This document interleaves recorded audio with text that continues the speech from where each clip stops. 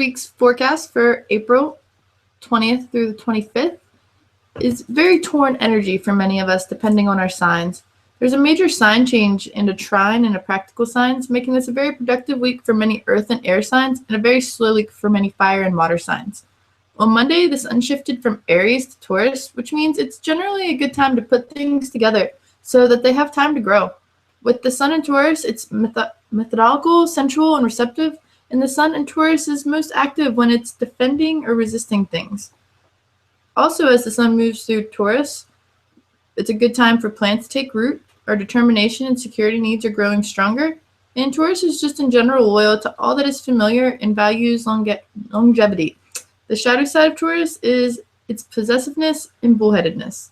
And that's a little bit of information actually from Cafe Astrology. Now on to a little bit more of personal, I can go and say that we also have Mars and Mercury in Taurus as well. With Mercury, this means that our thinking is very down to earth as we get grounded and work on communicating with each other more. Where Mars, it means that we're very determined and stubborn at the same time, yet passive at what we're doing.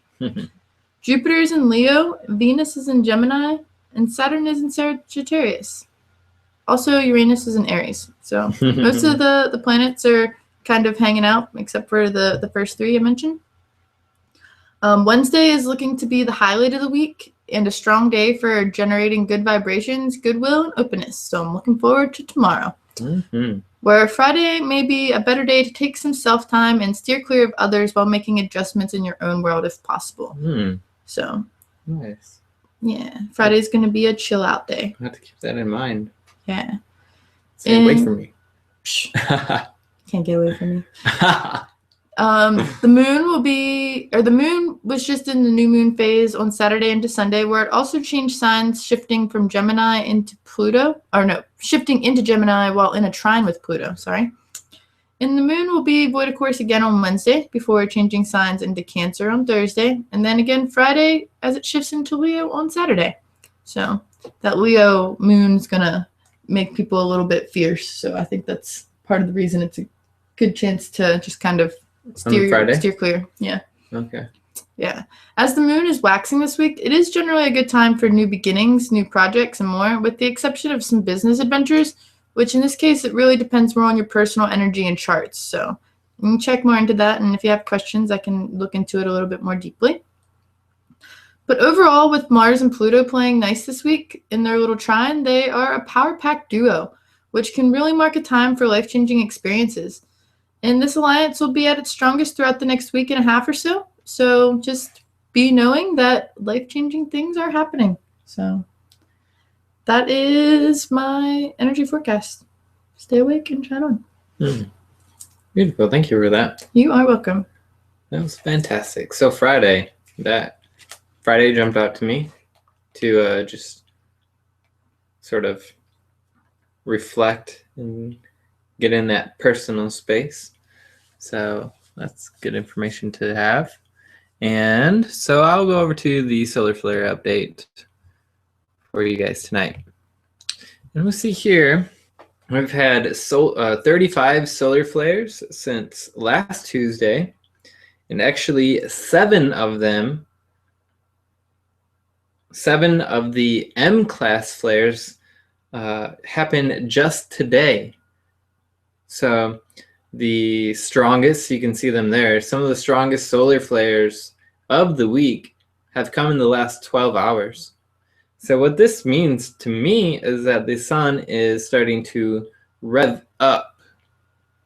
The solar activity is beginning to maximize, or at least continue to improve or energize, or just the sun is revving up, as I like to say.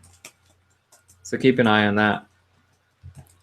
You see here there are a numerous amount of sunspots on the sun, which is always a sign of lots of solar flares.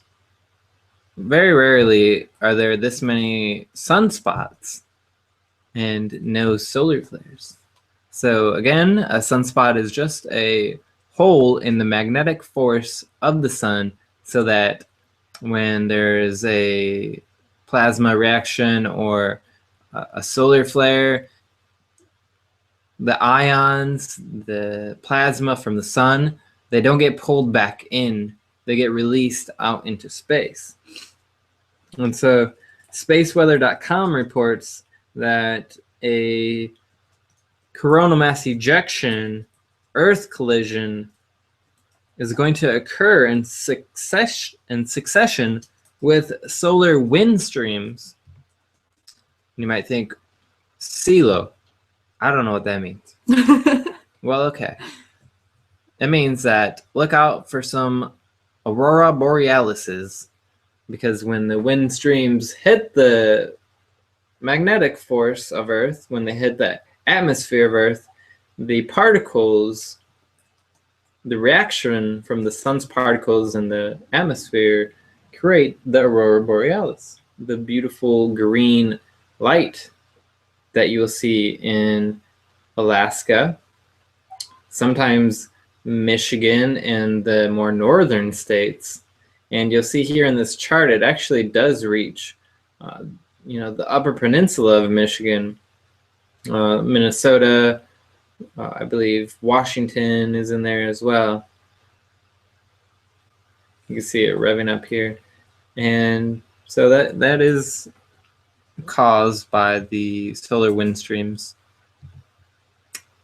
So I believe that is my solar flare update for this week. Thank you all for listening. It's a pleasure to have you all with us, as always.